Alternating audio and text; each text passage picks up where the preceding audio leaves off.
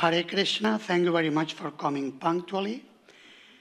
As yesterday, we will start with one of the songs written by Srila Narottam Das Thakur. We're studying his teachings these 3 days.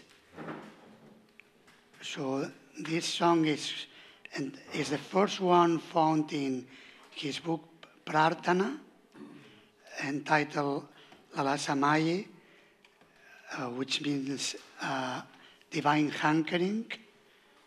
And we will read Srila Prabhupada's purport before we sing the song, so we can remember what we are singing.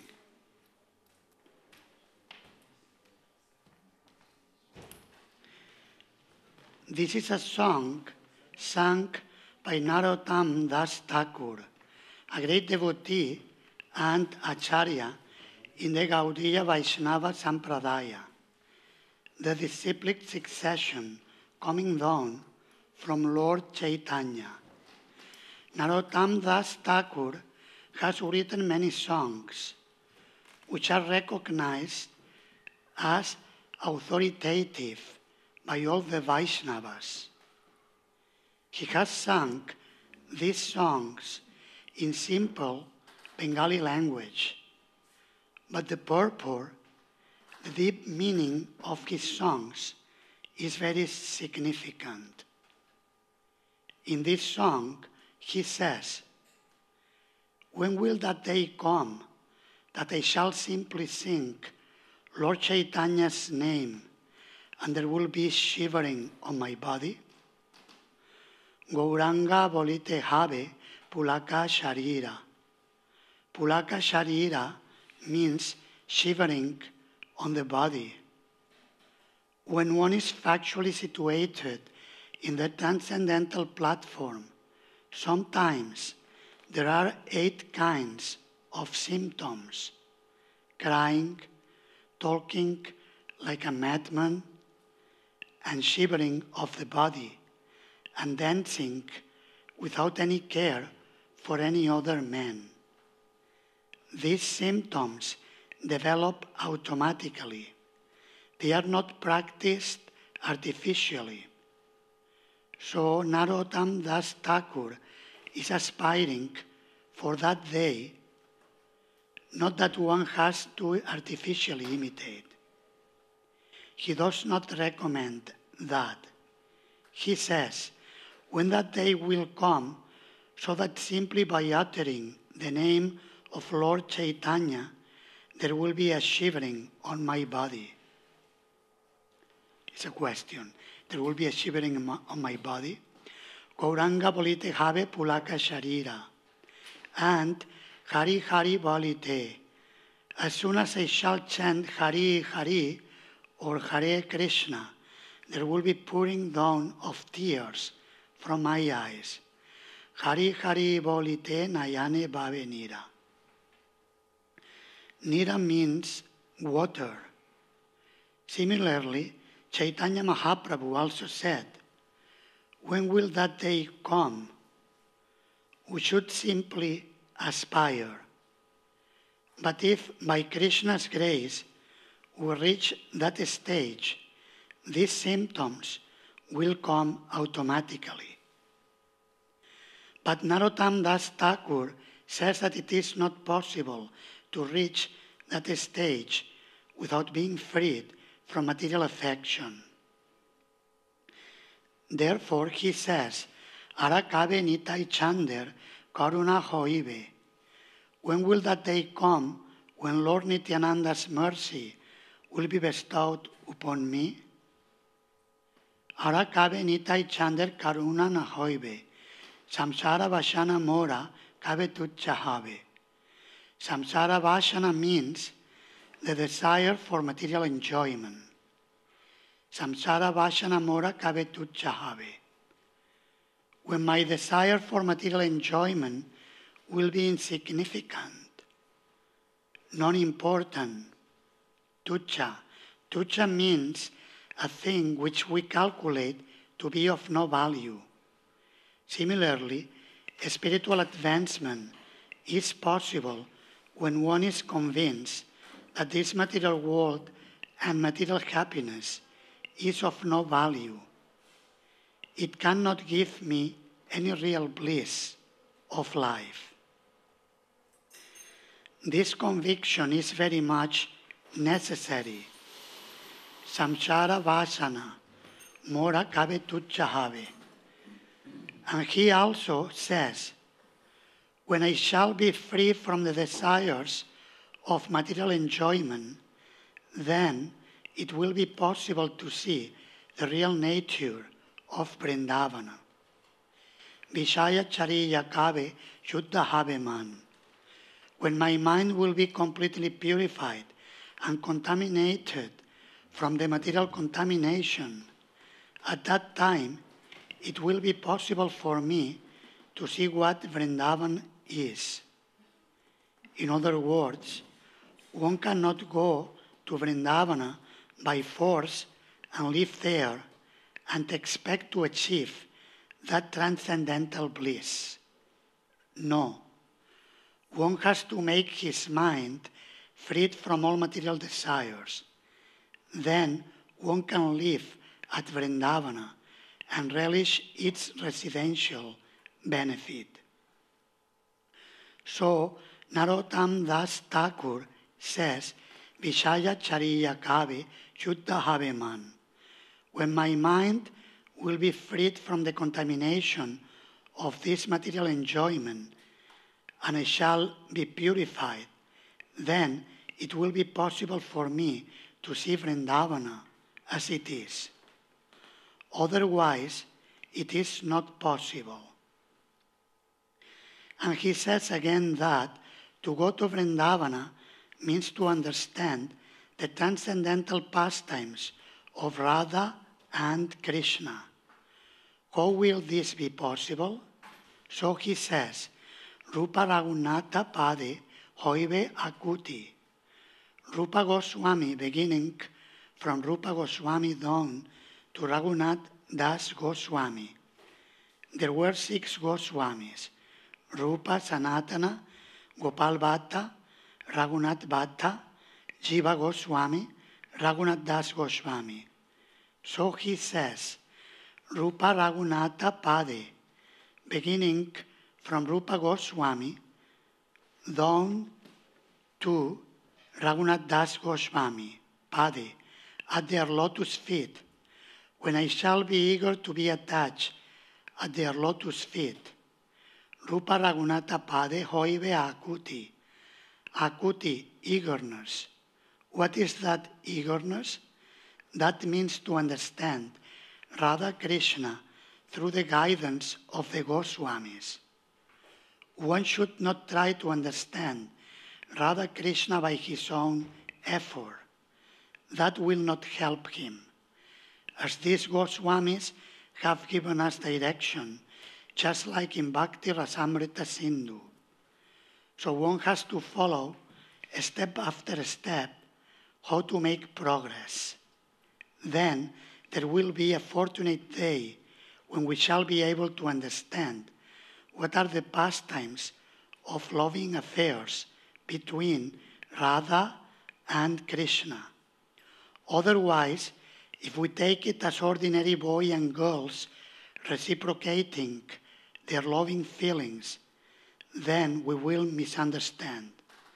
Then there will be the products of Prakrita Sahajya, victims of Vrindavana.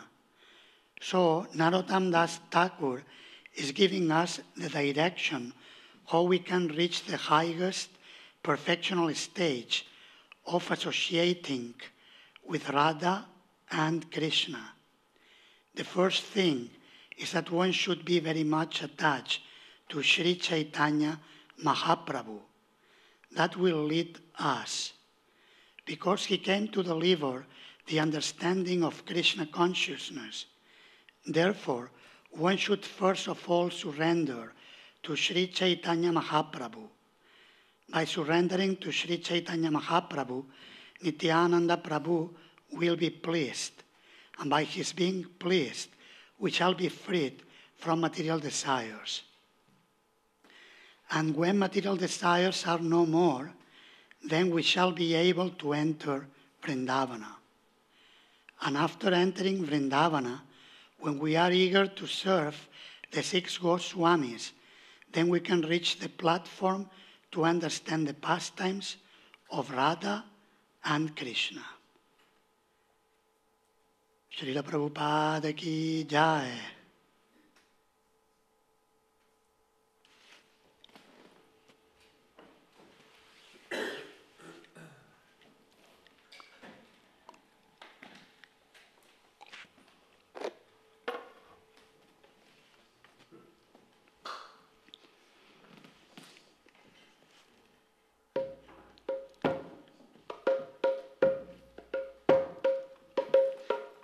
Cardals, anyone can play?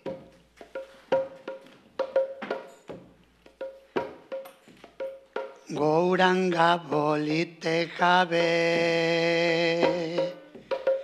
pulaka sharira Hare Hare bolite nayane bavenira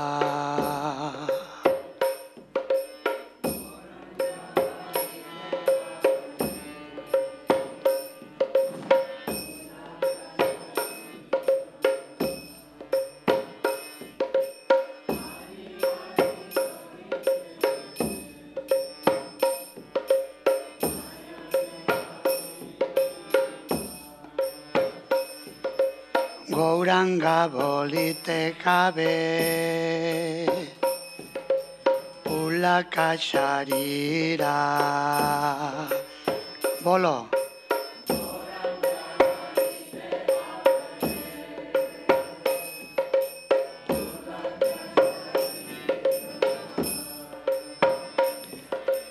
Hare Hare bolite Nayane Bhakenira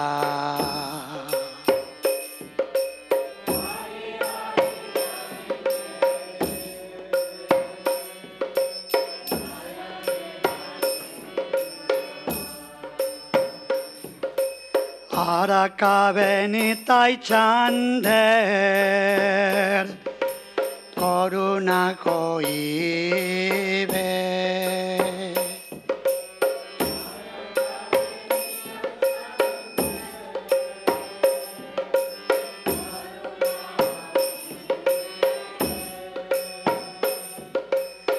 Arakavenitai chander Karuna koibe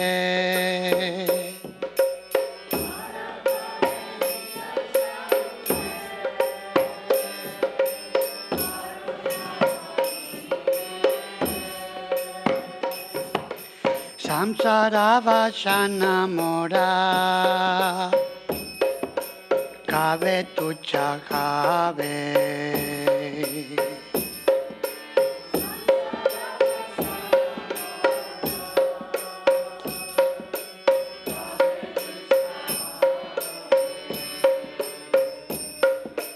Samsara vashana mora Kave tucha kave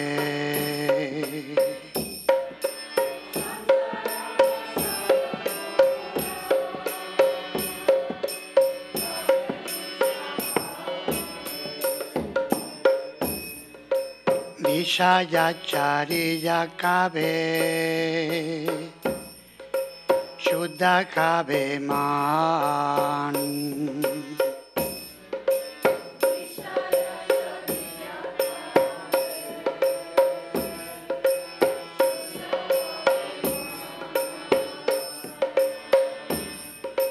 Vishaya chariya kave Shuddha kave man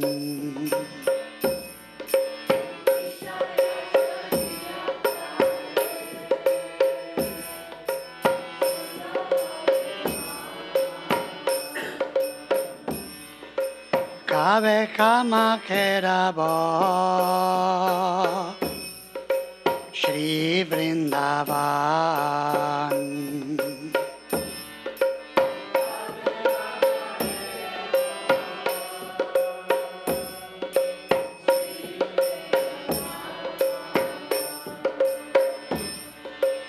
Kabe Kama Kerava Shri Vrindavan.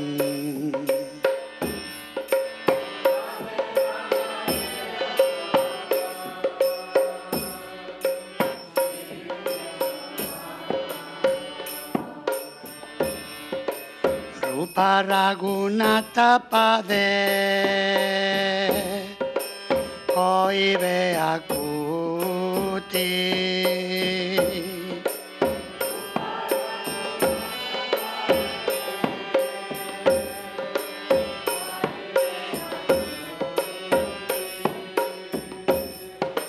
Rupa Raghunatha Pade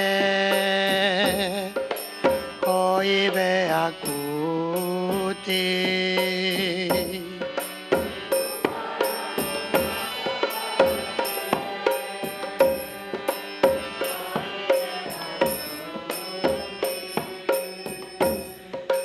Kabe Kama Bujabo Sheyugala Priti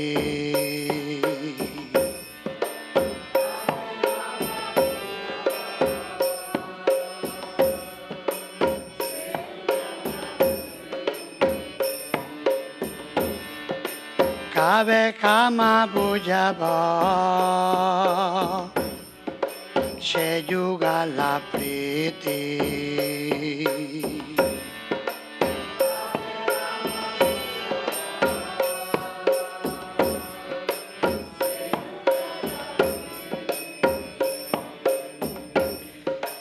Rupa Raghunatha Pade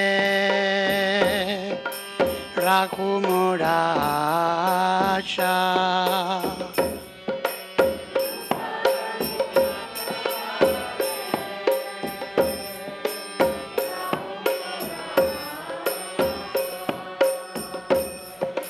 Rupa Raghunatha Pade Raghumurasha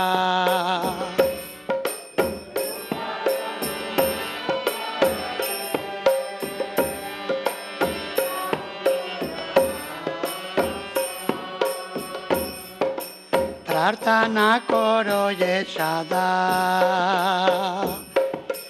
Narottama dasa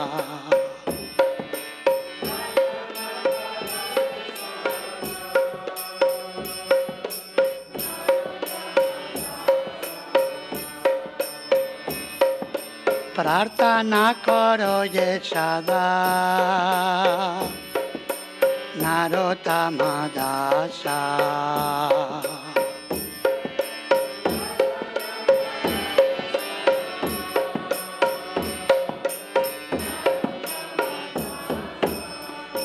Jaya Pancha Tattva Jaya Pancha Tattva Pancha Tattva Jaya Pancha Tattva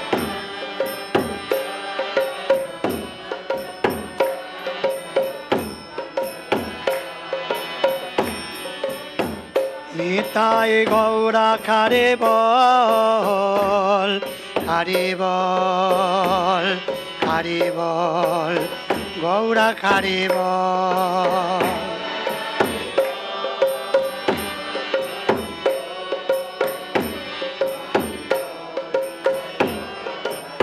Jaya Prabhupada Jaya Prabhupada Prabhupada Jaya Prabhupada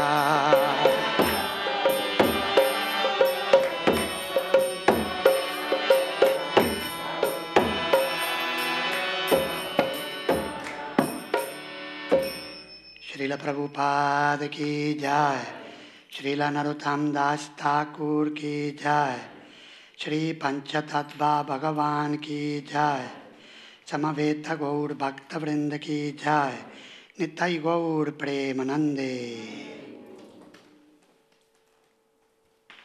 Thank you very much.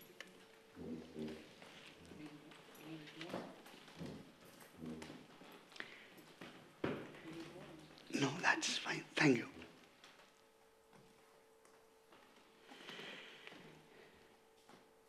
Nama Om Vishnu Padaya Krishna Prestaya Bhutale Srimate Bhakti Vedanta Swami Niti Namine Namaste Sarasvati Deve Gauravani Pracharine Nirvishesha Shunyavadi Paschatya Tarine Om Akyanati Mirandasya Gyananjana Shalakaya Chakshurum Militam Yena Tasmai Shri Gurave Namaha Panchakalpa Tarubhyascha Kripa Sindubhya Evacha Patitanam Pavanebhyo Vaishnavebhyo Namo Namaha.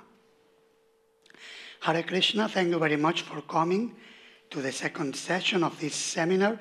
We will go very quickly through what we explored yesterday, just for recap, and in case some of you were not present, you will get an idea of, a glimpse of what we did yesterday.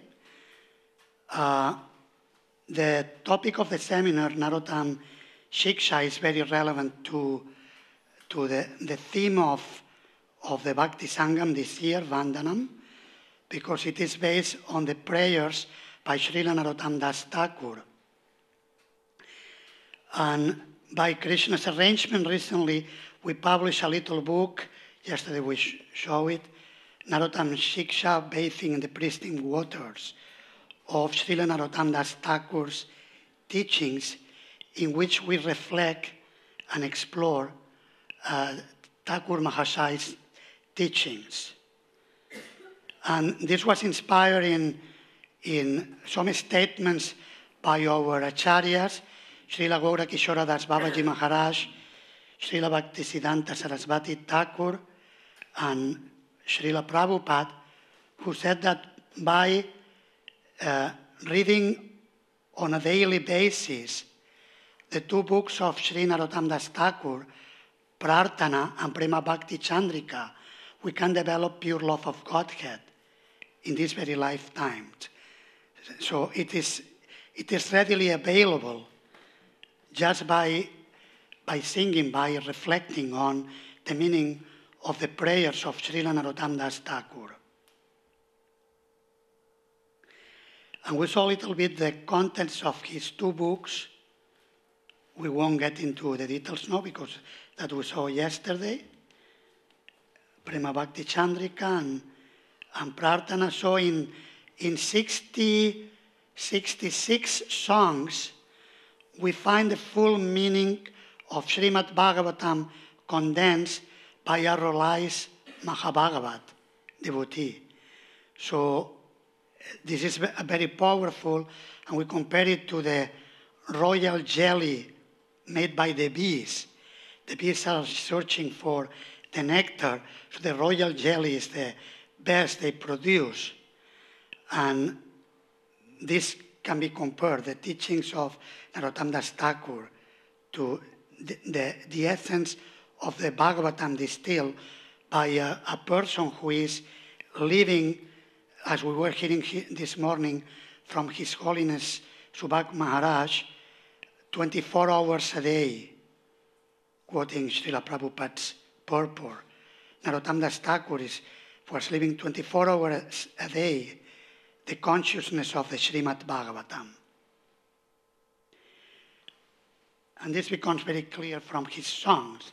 Even people who are not very devotional, like can be my case, I tend to be quite intellectual, not so feeling type person, but something moves there inside by reading, and by hearing the songs of Narottam Das Thakur.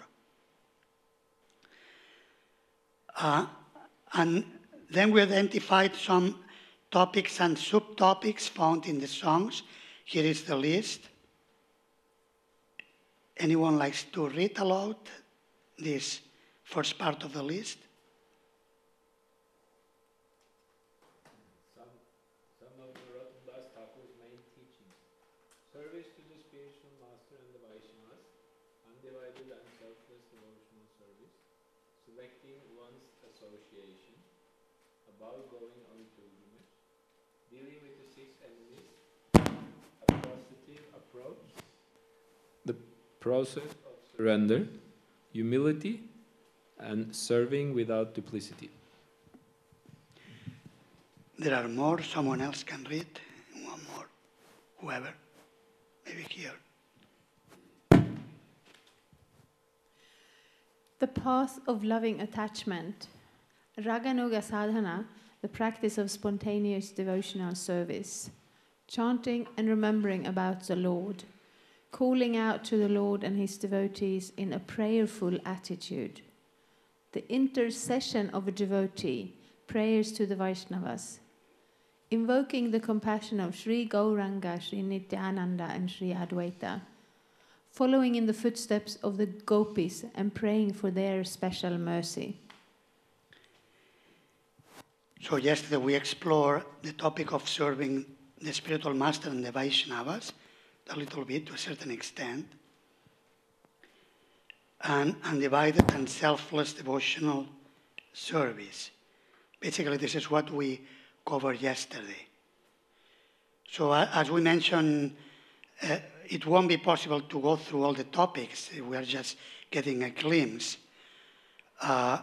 Today we selected some more topics, and I was thinking for tomorrow you can choose what topics you would like that we explore from the remaining topics. So let's do the topics we prepare for today, and then based on your choice, the next day we can focus on that. Is that okay with you? Yes?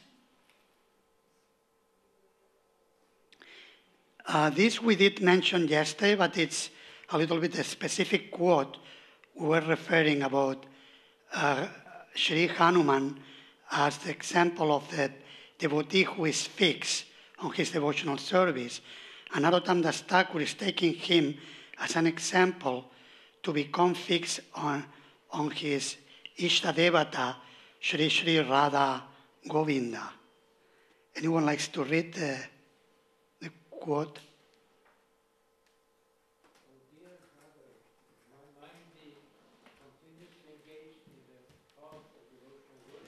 Be attached to glorifying the pastimes of Sri Krishna in Vrindavan. This process of devotional service is known as steady devotional service. The prime example of this is Hanuman. And we did discuss this to a certain extent.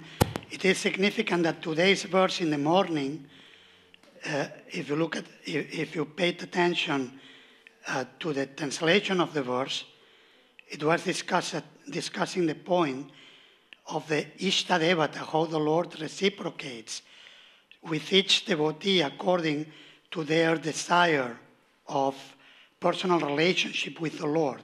And the Lord manifests in the particular form the devotee wishes to see him. We find descriptions about this in Brihat Bhagavatamrita by Srila Sanatana Goswami, in which Sanatana Goswami describes how Gopakumar, when he reached Vaikuntha, he saw different forms of the Lord, not just the four-armed Narayana forms, but even he saw forms of Varahadev, of the Mahapurusha, and other transcendental forms of the Lord, which were expressions of the Lord to reciprocate with different devotees who had to worship him in those particular forms. So, anyway, yesterday we did discuss this to a certain extent. Any further comments or questions on the topics which we explored yesterday? Otherwise, we move on to the next topic, which is selecting one's association. Anyone likes to read? This is from Narottam Das Thakur's songs as well. Maybe here. Oh, my dear brothers, always give up the bad association of karmis and jnanis from a distance, and give up the attachment for singing songs not related to Krishna. Associate only with devotees and merge in topics of the loving pastimes of Krishna in Vraj. Please give up the association of the yogis, sannyasis, karmis, jnanis, meditators, and the worshippers of the demigods. Also, abandon attachment for all varieties of fruitive activities, religious duties, distresses, lamentations, and material objects. Just worship Krishna, the lifter of Govardhan Hill. The best process of devotional service is to hear, chant, worship, glorify, and meditate with faith on the names, forms, qualities, and pastimes of Krishna in the association of the devotees of Krishna through the 9 forms of bhakti. So Srila Narottam Das Thakur is emphasizing 2 things.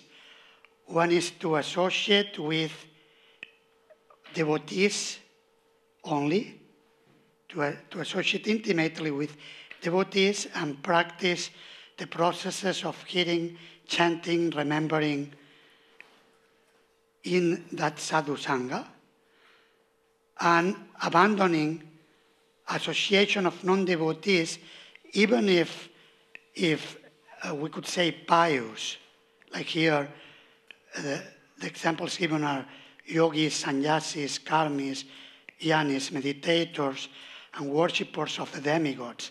Many of these categories of people are people who are cultivating the mode of goodness. Some of them the mode of passion, like the karma kandis, but still the way they do it, it's moving towards goodness, acknowledging that there is higher authority.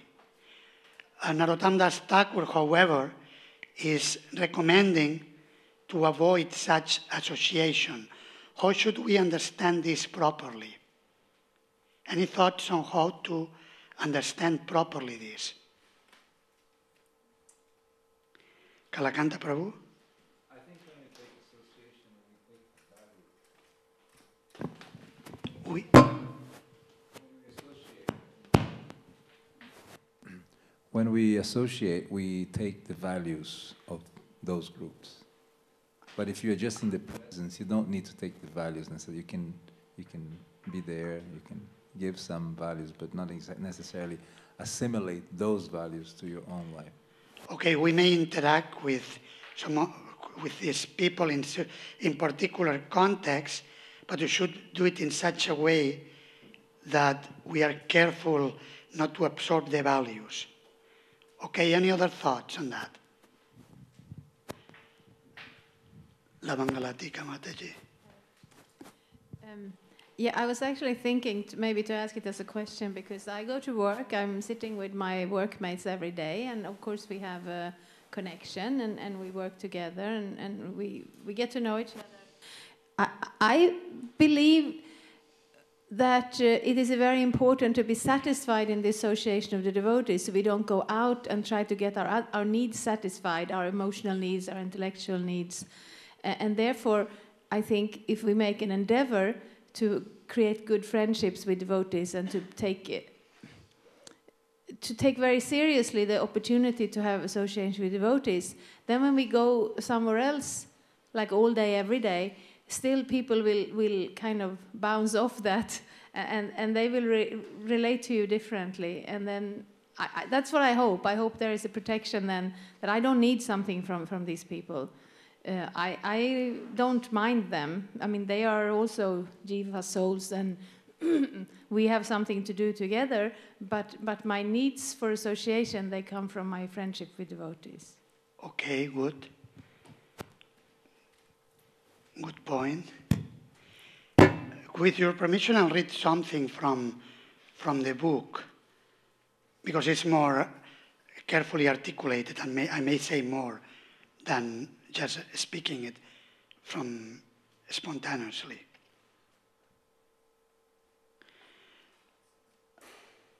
Someone could argue that, from the contemporary point of view, Narottam Das Thakur's recommendations may sound too prescriptive and even sectarian. Are these instructions not too extreme? Is this the kind of compassion Vaishnavas have? According to the Bhagavad Gita, should not an advanced spiritualist see everyone with equal vision? A sincere seeker of the truth may raise these and other similar doubts. Such a seeker may consider the following. In every field of action, there are restrictions in terms of avoiding certain situations or persons. Doctors and nurses working in hospitals, for example, should protect themselves from contagious illnesses carried by patients. Successful business enterprises do not usually waste time with bankrupt people. And top champions in athletics avoid unhealthy friendships and lifestyles that will kill their sports career.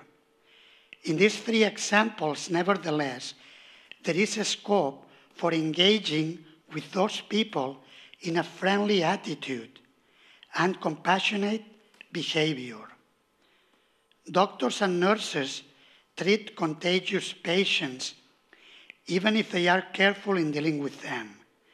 There are successful business enterprises that increase their resources by absorbing bankrupt companies into their business and turning them around by clever management of finances and investments. We had such a manager in Bhaktivedanta College in Radhadesh when devotee Sridham Prabhu used to work in a company that will take bankrupt companies. They will buy it for a very cheap price. They will be able to turn it around and then make it a profitable business. But they will have to be very careful how they invested. So similarly, we have to be careful how we invest in the Sangha with people who are not bhakti yogis, bhaktas. Because we may, if we want to be bhakti yogis in the modern world where this is going against the current of the river, against the flow of the river, so we need to be very attentive and very, very careful. But that shouldn't at the least diminish the compassion and the goodwill and the good work for the benefit of other people. That's important that we continue doing our missionary work in a compassionate way and being ready to extend ourselves to the best of our abilities. This is what Srila Prabhupada taught us by his personal example and what many of his followers have shown us, and each of us, to a certain extent, may be practicing that according to our realization. Any thoughts on that? Comments? Questions?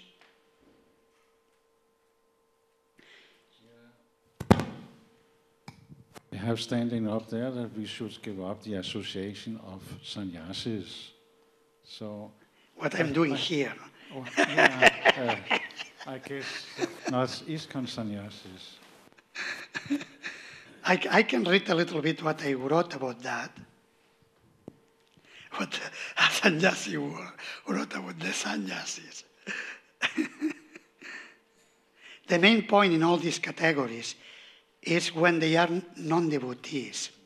That's the main point. For example, in the case of sannyasis, there are many different types of ascetics within the spiritual traditions of India, who are conventionally classified as sannyasis or sadhus. Traditionally, sannyas refers to the last order within the varnashrama dharma system, that is the socio-spiritual structure established in the Vedas for the gradual spiritual advancement of humanity. The sannyasi is meant to be the spiritual leader in society because he has completely renounced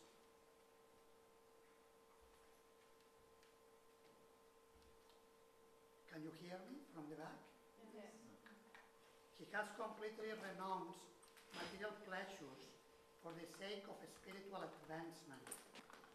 The etymological meaning of the term sannyas is complete renunciation. The Bhagavad Gita 18.2 describes sannyas as the abandonment of all activities based on material desire. According to Sri Chaitanya Mahaprabhu, sannyas is ultimately meant for surrendering unto Sri Krishna. The purpose of sannyas is to bring the person to the stage of complete dependence on the Supreme Lord. The mature sannyasi renounces everything by offering body, words, mind, and soul in the service of God. Unfortunately, in the present age of Kali, in which defective understanding and application of what sacred scriptures say is highly prevalent,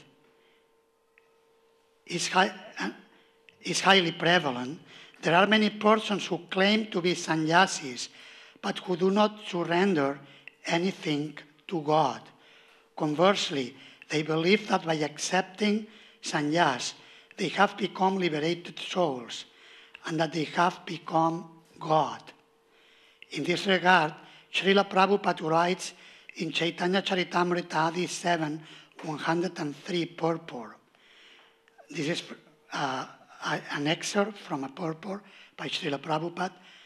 Mayavadi sannyasis address each other as Narayana. For example, they chant the mantra Om Namo Narayanaya. But when a Vaishnava sings that mantra, is offering obeisances to the Supreme Personality of Godhead, Narayana. But when an impersonalist sings that mantra, is thinking, I offer obeisances unto you, you are Narayan, and so am I. This is the concept. Whenever they see another sannyasi, they offer him respect by calling Om Namo Narayanaya. I offer my respects unto you, Narayana. Although they know perfectly well what kind of Narayana he is. Narayana has 4 hands, but although they are puffed up with the idea of being Narayana, they cannot exhibit more than 2.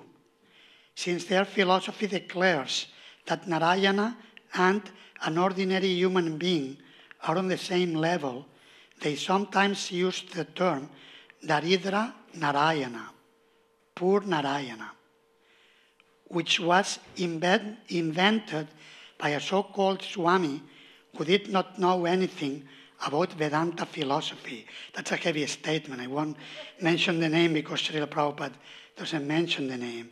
But it's a very bold statement. End of the quote. Narottam Das Thakur discourages the company of such sannyasis for those who desire to advance on the path of pure devotional service. So the same principle will apply to Gyanis. If a Gyani becomes Ekanishta Bhakta through the Jnana, as described in chapter 7 of Bhagavad Gita, that type of Gyani, we are fine in associating with them. But if a Gyani comes to the conclusion of not surrendering to God, then a Vaishnava will be careful not to absorb, as Kalakanta Prabhu was putting it, absorb the values of such person. The Vaishnava may go there to share the values of Bhakti, but will not want to absorb the atheistic values of other spiritualists.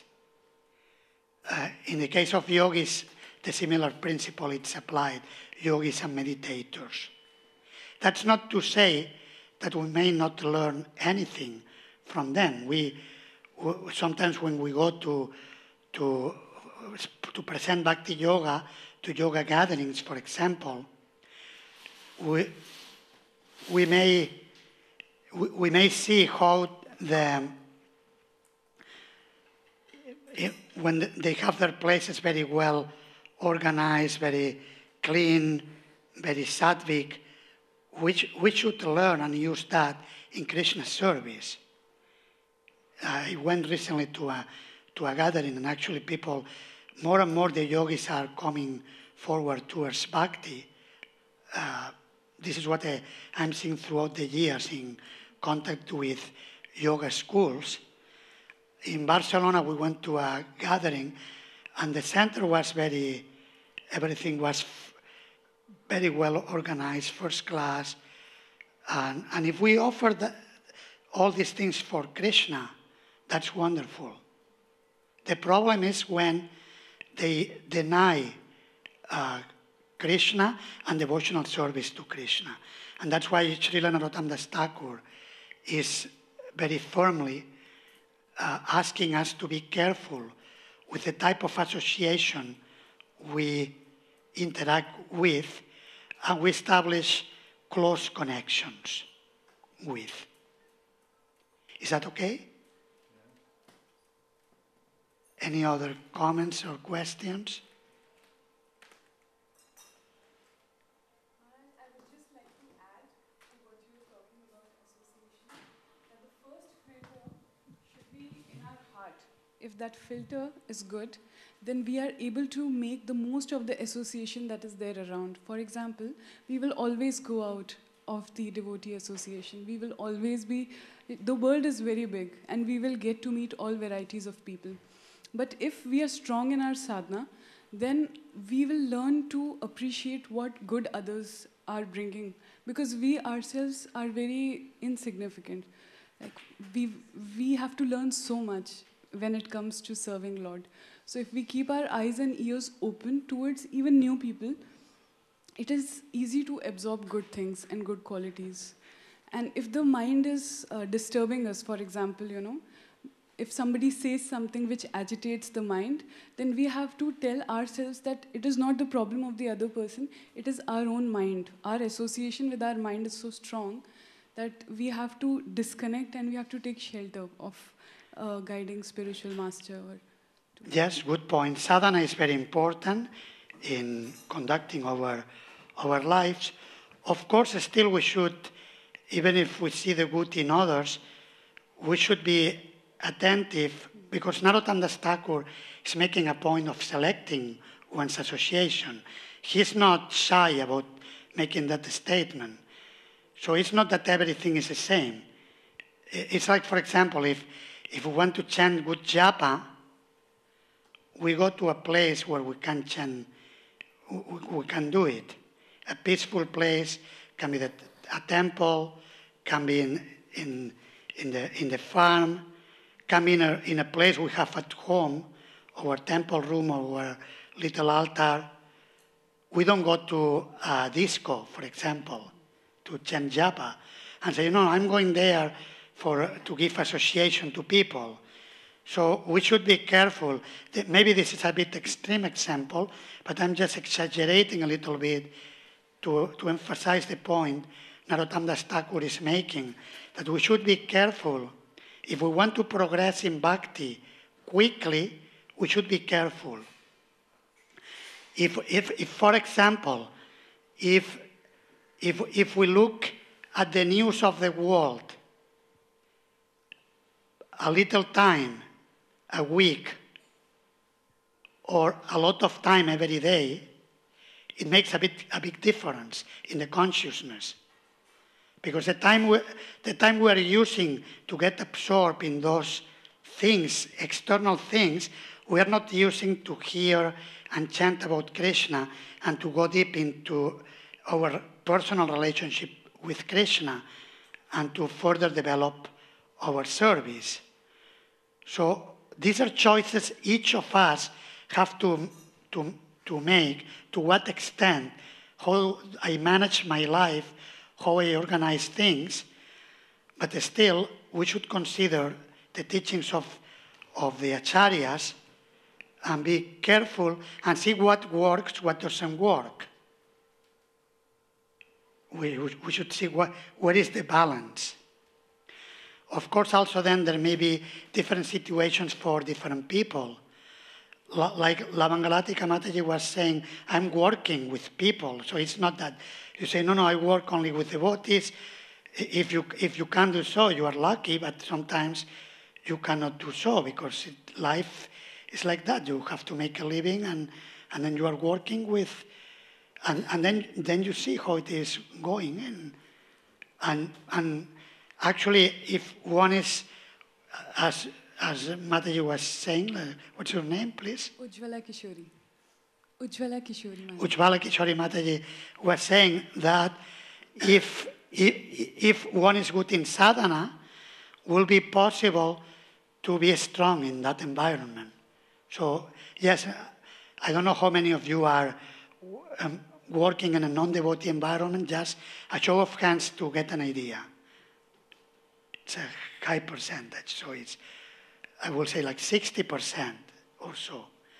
So naturally, yeah, sadhana is very important. So in that regard, I was seeing more the perspective of the person who can choose, in the sense I'm in the temple or in devotee communities all the time. Of course, I have to be careful as well. Like, for example, if I go to preach to a country where there are no temples, like I go to Cuba to preach, I have gone twice. I don't go alone. I take other devotees with me because it's a place where there is very good weather, lots of sense gratification. So I go protected. I do it in a way where I can carry out my duties in a good way. I don't take unnecessary risk. So each person in his own ashram and occupation should take whatever precautions are required to properly perform his or her duties, and at the same time be able to flourish in Bhakti Yoga to the maximum capacity. Yeah, I was just also thinking about, I'm happy that you said that we should be compassionate with the non-devotees. Because I think that's a very important point, that, sometimes I have met preachers from our movement that did not know that I was a devotee. And then it felt like they were salesmen and they were selling something to me. But then when they understood that I'm a devotee, their mood changed and it became personal. And I think that's also like, we need to remember that, we have to be loving and respectful to everyone, even if they're not devotees, because they will remember that. That's the first impression with a devotee. And if they feel that we're cold or distant, that will not be a nice presentation. Yeah. So yes, even more to a non-devotee, even in one way, even more than to a devotee, because the non-devotee needs more. The devotee has Krishna, the non-devotee is forgetful of Krishna, so needs more support. Yeah, and like the Mormons, the one thing they're really good at is they're so welcoming and so polite. Maybe their philosophy is strange, but wow, they're so polite. Such an example, actually. Mm-hmm. Yes.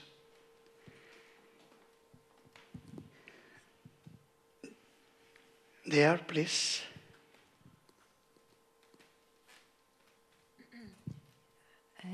It came one question to my mind related to the Prabhu's thought that this is very important, how we can give this precious philosophy to others, which is very personal. We accept God as a personal aspect, but sometimes we are so impersonal. This is very true, even towards each other. It's just so impersonal. How we can cultivate this personal, loving aspect in ourselves could be able to deliver this precious and personal philosophy to other living beings.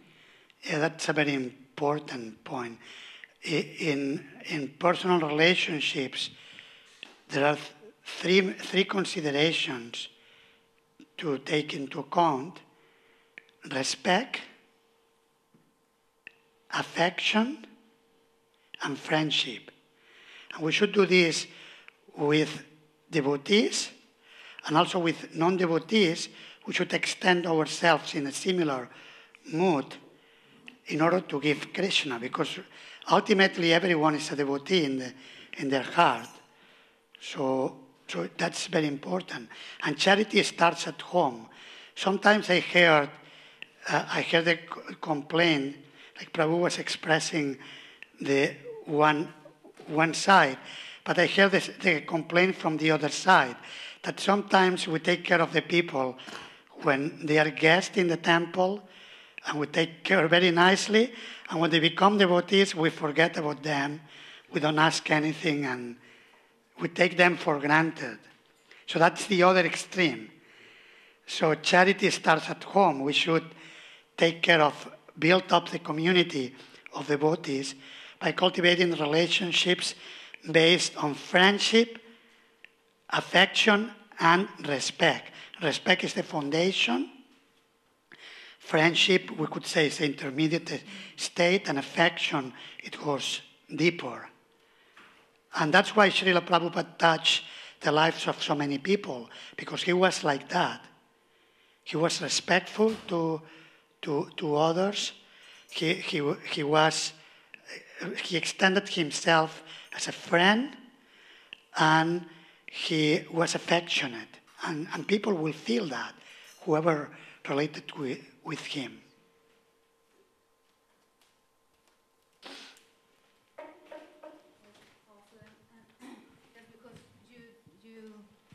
You don't take association from somebody doesn't mean that you have to feel superior, better than someone. You just don't.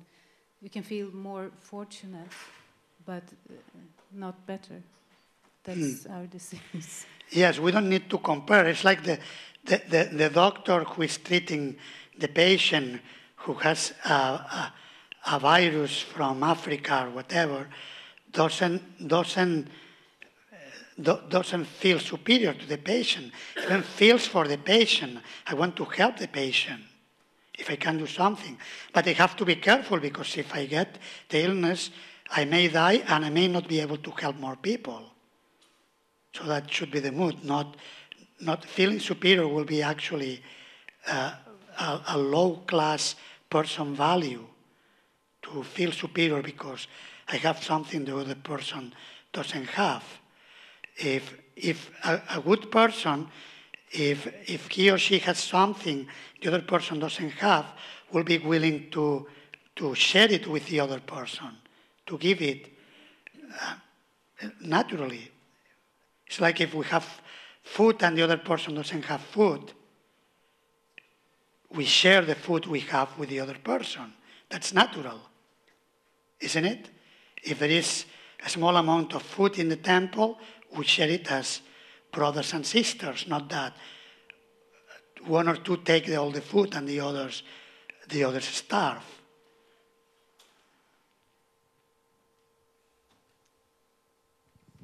Yeah, continuing on being in the workplace, I think a lot of it comes from not being, how to say, ashamed of being a devotee, or not being afraid to be a Hare Krishna, that you introduce that aspect. Everybody knows it, and then that creates a little bit of a protection because they already know. Because I think sometimes devotees come and they've been in the temple protected environment, and then they have to go outside, and they're afraid of showing who they are for some doubt. And then you adopt more and more because you try to fit in. But if we are not afraid, if we have the faith that actually trying to serve Krishna is the best thing, that identity is the best identity, I can still do my job, I can still be responsible and all of that, then you already established that point. You don't have to hide that. Maybe you can't really preach so much, but just that fact that you're very clear from the beginning, then that helps, because a lot of the things that, oh yeah, but you're not into that, or, then actually it helps. Good, thank you.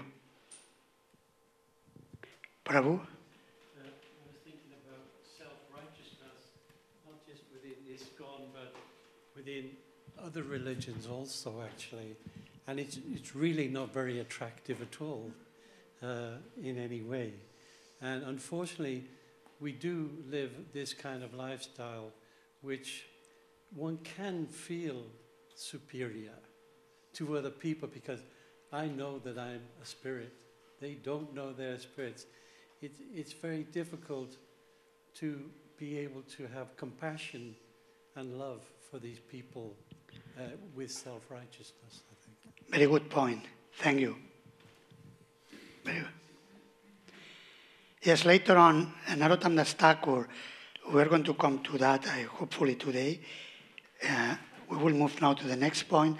Narottam Das Thakur speaks about serving Krishna without duplicity. And that will be one type of duplicity, like self-righteousness will be one type of duplicity, because we're preaching the message of being the servant of Krishna and servant of the servant of the servant of Krishna. And serving Krishna means serving everyone. Watering the root of the tree waters every part of the tree, but then in attitude and personal dealings, we may be self-righteous, which is contradictory to what we are preaching. So it's a type of duplicity. And Narottam Das Thakur also warns us against this pitfall. Something about going on pilgrimage, if anyone likes to read. Srila Prabhupada quotes, we are moving now to another teaching by Narottam Das Thakur. Anyone likes to read? Traveling to the holy places is a waste of energy and born from illusion. For the lotus feet of Govinda is the perfection of one's life. Therefore, one should give up pride and envy, and with firm determination in the heart, one should always worship the Lord without deviation. In different purpose, Srila Prabhupada speaks about that, quoting Srila Narottam Das Thakur. And the main point of Narottam Das Thakur is that what is more important is to remember Krishna. Sometimes we create an illusion that I go to the holy place and I'm purified and that's it, like many people may do traditionally. But actually going to the holy places should be for sadhu sangha, for hearing and chanting and remembering Krishna. Otherwise, we may be wasting time and money. And Srila Prabhupada says that if someone is able to remember Krishna, it doesn't matter where that devotee is, doesn't need to travel anywhere. But for those of us who may be not so advanced, we may be advised to visit the holy places from time to time to associate with devotees and to get a spiritual strength. But we should be careful not to cheat ourselves, that simply by going to visit a holy place, automatically we are doing the right thing. What's important is to remember Krishna. This is what is important. And Narottam Das Thakur emphasizes this. And I actually have a quote by Srila Prabhupada.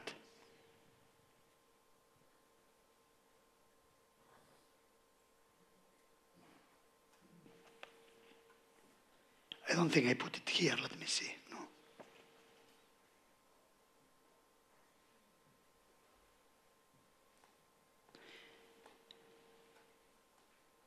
I read it yesterday. It was a class by Srila Prabhupada, but I forgot if I read it here or I read it in a letter which is not in the book.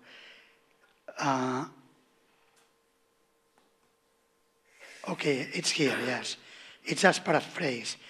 A final consideration on this matter, which was mentioned by Srila Prabhupada in a lecture he gave to his disciples in Vrindavan on March 14, 1974, is that the holy places of Sri Krishna and Sri Chaitanya, Vrindavan Dham and Navadvip Dham, are actually Chintamani Dham, purely spiritual or transcendental to any ordinary place.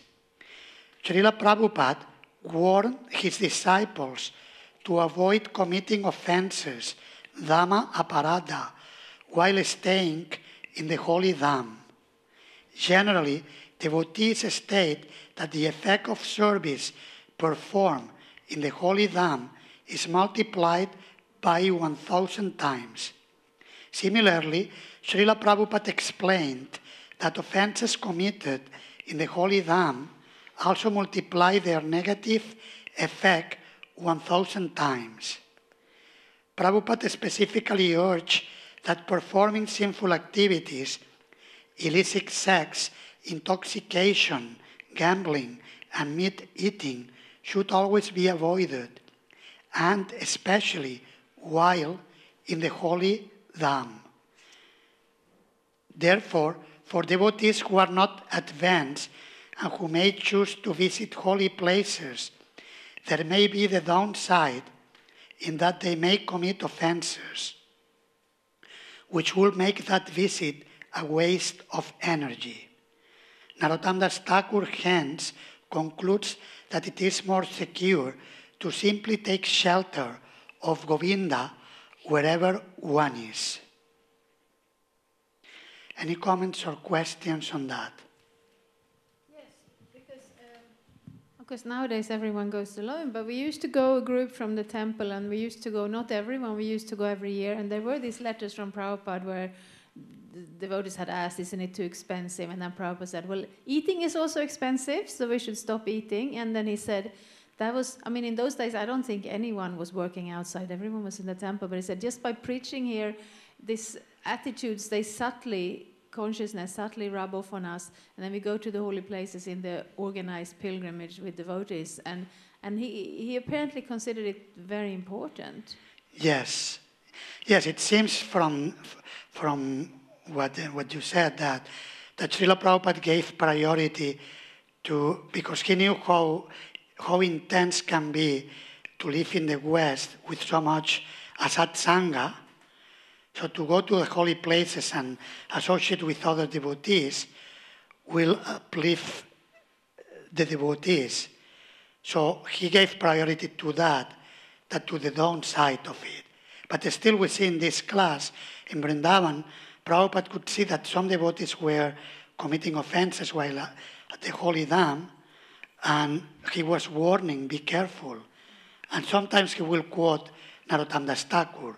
So we have the two instructions. Yeah. Also, of course, when devotees just wanted to go off and look at places, he said, well, just stay in the Krishna Balaram temple. So, yeah. Mm-hmm. Good. Muktaram Prabhu there. You said, I don't know if I didn't understand exactly if you were reading a class from Prabhupada or... I was paraphrasing a class from Srila Prabhupada. So what I wrote in that paragraph, that I got it from a class, I can give you the dates. It's in the book, the dates. So you can search it and you will find it. No, I just wanted to ask, because what I heard is that even if we make offenses in the Holy Dham, still we are also making, we're also doing service, hopefully, in the Dham. So even if we do make offenses, it's not considered a waste of time. That's what I have heard. I don't know where, if that's actually true or not. Yes, it's like even if we commit offenses while chanting, we are still encouraged to chant. But we're encouraged to chant without offenses. So even if we tend to commit offenses in the Holy Dham, we still visit the Holy Dham, but we are advised to avoid the offenses. Especially in Vrindavan, the results of the offenses are more immediate. In Sridham Mayapur, Lord Chaitanya Mahaprabhu may may have give an indult or he is very merciful. But still we should be careful. Otherwise, Narottam Das Thakur will have not been given such instructions. It's in his writings. He emphasizes a lot. Not a lot, but he mentions this point, and it's there. It's quoted by Acharyas. What I got caught on the word, if it's a waste of time, that's all I was kind of, wondering about. It's a waste of time because I commit offenses, and then that I will have to catch up on the offenses I have committed. When I commit offenses, the result of serving devotees according to the Srimad Bhagavatam, the Shushrusho Shraddhadanasya verse, Vasudeva Kataruchi, we develop taste. The result of committing offenses is that we lose the taste. So if we commit offenses, we lose the taste, we're wasting time because we have to catch up later on. Is there a difference between committing offenses in ignorance and committing offenses, actually you know that you're committing offenses?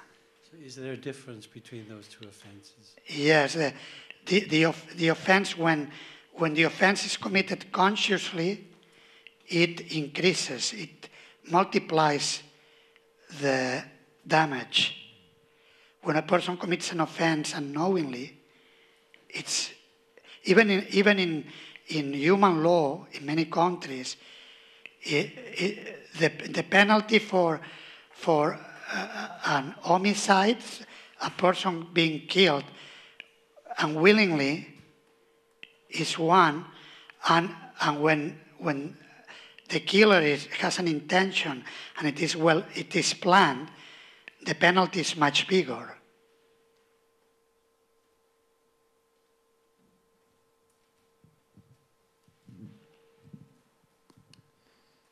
I was considering that one of the 5 items is to live in a holy place. So when I was thinking about that and thinking of what he is presenting in that instruction, it seems that to live in the holy dham is one of the prescriptions, but to not remember the Lord and commit offenses, that's the downfall. So maybe that's bringing that element that just to be there is not enough. You really need to be thinking of the Lord. That's the high instruction. Good, very good point. Very good. Yeah, I just wanted to add that I think we talk a lot about the offenses. And personally, for me, I'm more scared of making offenses than what I can gain. It's my personality. I know that and I work on it. But I think it's mentioned very much. And maybe more, maybe it's just my mind, but maybe more than the benefits. So as a result, I never went to India. I've been to the movement for many, many years. I never went to India.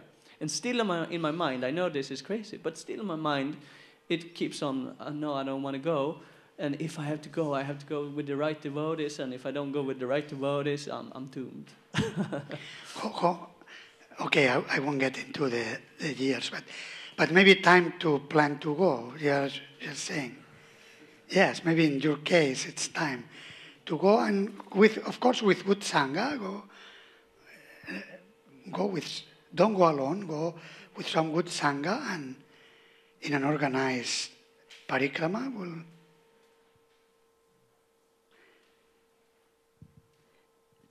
You should go to Mayapur. Lord Chaitanya doesn't accept offenses. If you go to Mayapur, even laying down to sleep at night is considered like making dandavats. Just go to Mayapur. Good. Yeah, you go to Mayapur and then you put your feet like this when you went in Vrindavan, no? Like little by little. Mayapur, Jagannath Puri, and Vrindavan. That's the best route. And with a group of devotees, then you are fine. There was a hand there. I think it's good not to stay too long. That's all. Then there will be not so many offenses, and the appreciation of the Holy Dham and the Dhambasis will be on the proper side.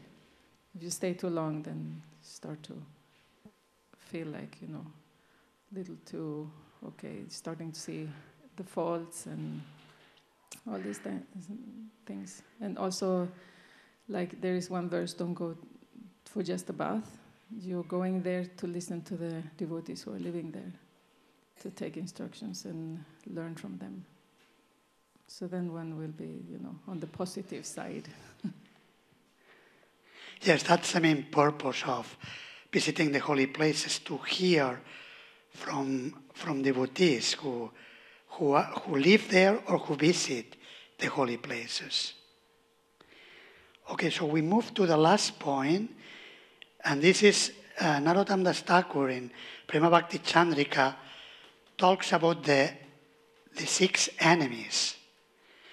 And the reason why we put this picture of the Nitya Samsara, the eternal cycle of birth and death, is that the 6 enemies keep us rooted in this material existence again and again and again. And Narottam Das Thakur says this. Anyone likes to read?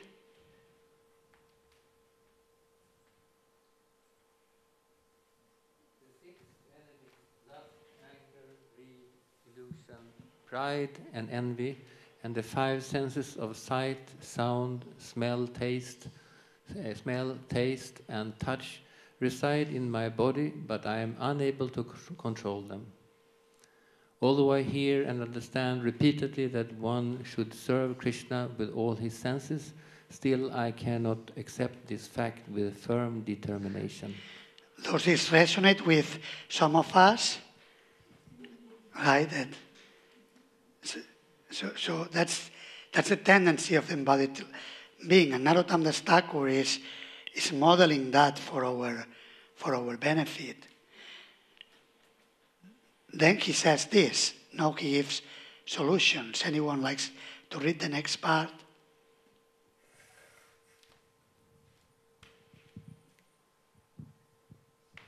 I will engage lust, anger, greed, illusion, envy, and pride in their proper places. In this way, I will defeat the enemies and with ecstasy in my heart, I will worship Govinda without difficulty. I will engage my lust in eagerness to serve Krishna, and I will use my anger against those who are envious of the devotees. I will be greedy to hear the topics of Hari in the association of devotees. I will be illusioned if I fail to achieve my worshipable Lord, and I will be proud to chant the glories of Krishna. In this way, I will engage them in their respective duties. You can read the last one. All right. Otherwise, independent, lusty desires, which are the source of all unwanted things, will always disturb the path of devotional service. What harm can lusty desires and anger do to a practitioner of devotional service if he associates with devotees? Again, the Sadhu Sangha is there, very, very important. It's a very strong support. One more, anyone, a third reader. This continues. Narottam Das Thakur in his songs, this is a song, he's singing all this. Anger spoils everything. Therefore, I will always give up anger, greed, and illusion. I will control the 6 enemies with the help of my mind while remembering Lord Krishna. All the enemies will run away by hearing the sound vibration of Govinda's name, just as a deer flees upon hearing the roar of a lion. One who performs unalloyed devotional service will feel great happiness, and all his dangers will be vanquished. Therefore, my dear minds, do not endeavor for bad association, profits, adoration, and distinction, but always remember the lotus feet of Govinda. Please engage in loving devotion service with great happiness, and all your dangers will be destroyed. So to summarize what Narottam Das Thakur is saying in these verses, his approach is what sometimes we call a positive approach, which is, if we read, for example, the purport to the first verse of Nectar of Instruction on controlling the 6 urges, Srila Prabhupada takes a positive approach. It is not about giving more attention to the fear of making mistakes. In the material world, we're bound to make mistakes. Like we heard from Narayani Mataji in the previous session, that everyone is affected by the modes of material nature. Every person who lives in the material world. So we are bound to make mistakes. The question is how we respond to it. And the positive approach of engaging all the senses in the service of Krishna is the real solution. So engaging last in active devotional service, both externally and internally, by doing practical service, by engaging the heart in cultivating desire for Krishna instead of desire for sense enjoyment, desire for Krishna. And then anger can be used against people who envy the devotees and Krishna. I always tell a story, I don't know if I told it here last year. Did I tell the story of the Pujari at Bhaktivedanta Manor, the Spanish Pujari? Anyone remembers that story? That's history of ISKCON. It happened. There was a Spanish Pujari, his name is Rasamandala Das. This Prabhu, he's not the Prabhupada disciple directly initiated by Srila Prabhupada from the UK, but he's a Spanish who was living in the UK in the 80s. He was serving as Pujari for Sri Sri Radha Gokulananda and Sitaram Lakshman Hanuman. And one time, one crazy fellow entered into the altar, and he was about to, he was already doing it. He was pushing, Lord Ramachandra was pushing it. He wanted to throw it to the floor. So by the arrangement of the Lord, this Prabhu entered into the room. He was a bit passionate fellow. And in those years, I didn't meet him for years, so I don't know how he is now. But in those years, he was very passionate. So, energetic person, very, very strong. So he entered into the room. He saw what was happening, and the Lord inspired him. With one hand, he took I don't know which hand, right or left, he took the murti of Lord Ram and put the murti back to, somehow, he didn't know how he did it. With the other hand, he took the neck of a fellow, like this. Then put the murti, and suddenly he saw the Hanuman's club. So he understood Hanuman was telling him, hit him. So he took the club, and he took the fellow. He was going out of the altar like this. Boom, boom, boom, boom. So he came through the altar, and there was one devotee showing some gas, and suddenly they saw this devotee going. Anyway, they called the police, and everything was settled. So this will be an example of using, a practical example of using anger for a person who is envious of the devotees. To do that it's actually, the person must be envious or be crazy. wants to harm, like to destroy something which is dear for the community, even if the person doesn't accept God in the altar, but at least respect others. But to do that is very, very nasty. Greed, lauliam, can be used in pursuing the personal relationship with the Lord.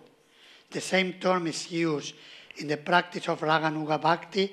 There is a verse by Srila Rupa Goswami quoted in Sri Chaitanya Charitamrita about lauliam. Some of you may remember a Krishna, what's that verse? Krishna Bhakti Rasa Bhavitamati. That verse from Srila Rupa Goswami describing that in order to cultivate a personal relationship with the Lord, we should have greed for that relationship, intense desire. And then illusion, Narottam Das Thakur says that when we acknowledge it, we can do it if we acknowledge I'm in illusion because I'm forgetting Krishna. That acknowledgement in itself, it's a source of remembrance of Krishna again. So we can then regret it and rectify. It's like recycling. A low state of consciousness recycle into Krishna's remembrance, becoming Krishna conscious. Like now in Sridham Mayapur, one devotee from Spain told me that he's involved in a program called Waste Zero. One Russian devotee.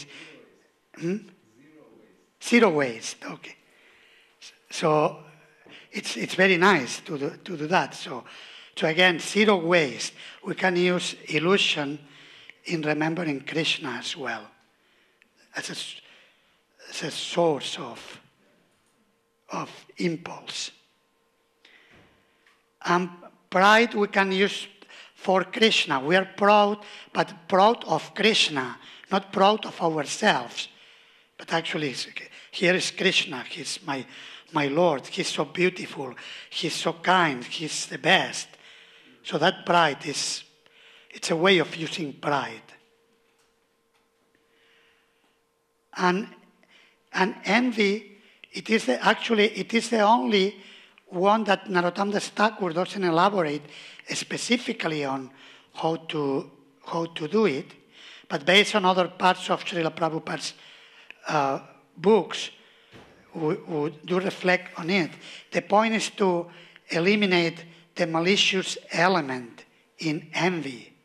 Envy, for example, is mentioned in Nectar of Devotion as one of the Vyabhicharis, the 33 distorted qualities of the ecstasy.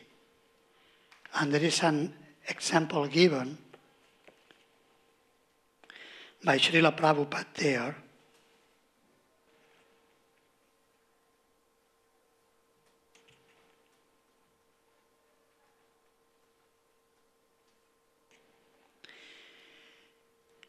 Prabhupada writes, in the Padyavali, one of the friends of Radharani once addressed her thus, "My dear friend, please do not be too puffed up because Krishna has decorated your forehead with his own hand. It may be that Krishna is yet attracted by some other beautiful girl. I see that the decoration on your forehead is very nicely made, and so it appears that Krishna was not too disturbed in painting it. Otherwise, he could not have painted such exact lines. This is an instance of envy caused by Radha's good fortune." So this will be actually envy in the transcendental platform, will not be the enemy of the envy as we experience in the material world. So we need to transform this material envy into admiration for that person. So the malicious element needs to be taken away. And in order to do that, the best way is to serve the person we are envying. We do something good for that person. In this way, we destroy the malicious element through action. this will be a practical solution. It's time to finish. So, of course, Prashadam is at 2, but I don't want to keep you too much longer because it's already 1 hour and a half. What to do? Maybe if you have questions, you can note them down and tomorrow we can discuss. Or you can ask me after the session before Prashadam. I'll be available individually or in a small group. And what we need to do now is to decide what topics we want for tomorrow. And we will do it very quickly by looking at the sections. I will ask you to raise your hand only for 2. You can choose 2, no more than 2. Okay? So we will be choosing from serving without duplicity, the process of surrender and humility, because last year's Bhakti Sangam focused on that. We won't focus on that in this seminar because last year we did work on the process of surrender. So you will be able to choose from serving without duplicity, the path of loving attachment, Raganuga Sadhana, the practice of a spontaneous devotional service, chanting and remembering about the Lord, calling out to the Lord and His devotees in a prayerful attitude, and the intercession of a devotee. I think the others we could do also, but this is more invocation, and we do that, and we cover to a certain extent with the spiritual master and the Vaishnavas, the first 2. So please, you will be able to choose 2 of these. So we'll go quickly, and then we see. Can anyone with pen and paper take notes so that we know how many we have for each?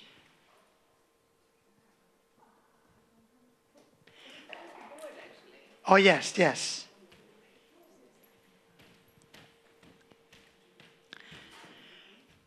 Those who want serving without duplicity, please raise your hand. 1, 2, 3, 4, 5, 6. 6. The path of loving attachment. 1, 2, 3, 4, 5, 6, 7, 8. Okay, it's increasing. They keep there's 8. Raganuga Sadhana, the practice of a spontaneous devotional service. 1, 2, 3, 4, 5, 6, 7, 8. 8, right? 9. Remember, you can vote only twice. No, I'm saying, remember, they can vote only twice. Of course, you are writing, you have to vote as well. So you can add your vote, whatever. It's actually good to avoid it because I couldn't choose. So Okay. Chanting and remembering about the Lord. 1, 2, 3, 4, 5, 6, 7, 8, 9, 10. If I miss any of you, please say you didn't count me, because it may happen. Calling out to the Lord and His devotees in a prayerful attitude. 1, 2, 3, 4, 5, 6, 7.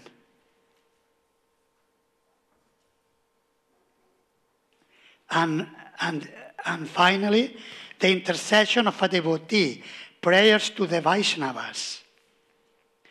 1, 2, 3, 4, 5. Thank you very much. So we will take this into account to focus tomorrow. So chanting and remembering is the one with more, and then